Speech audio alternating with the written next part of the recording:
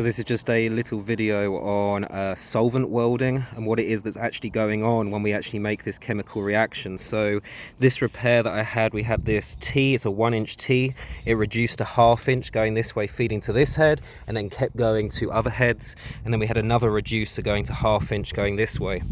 This reducer here was not glued or primered, and the same with this reducer wasn't glued or primered. So over time, they just completely slipped out.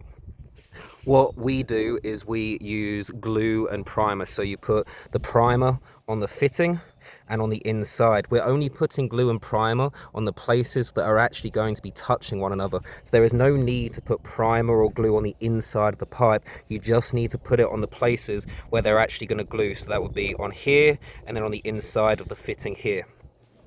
What we do, put a thin coating of primer, because primer just keeps eroding the pipe. All it's doing is just softening the pipe, getting ready for the glue.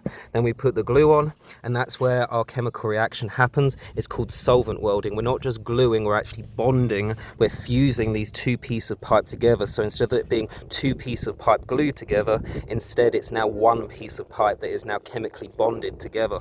So we really need to make sure that whenever we are putting these together, that they are primered, a thin coating of primer, and then a nice coating of glue. We don't want to over apply the glue either, because we don't want glue ending up inside the line and then clogging all of the heads. So we just need to make sure that we're doing all of those properly to avoid situations like this. And for this repair, all I did was I just pulled these pipes out, put a new bushing in each of these, and then you can see I've just used 4 90s here, 4 1/2-inch 90s, and the same over here. I put my 1/2-inch threaded T for the sprinkler head, and then again 4 90s. So it ended up being a nice easy repair, but it shouldn't really have been a repair that should have been needed. Back in the day, we just used glue, they didn't use primer, whereas now we use glue and primer. Another tip that I can give you guys is for installs, we always need to use purple primer, because it's for the inspectors. It's so that they can look in the hole and they can see, yes, they've actually used purple primer, and they can tick that off the list.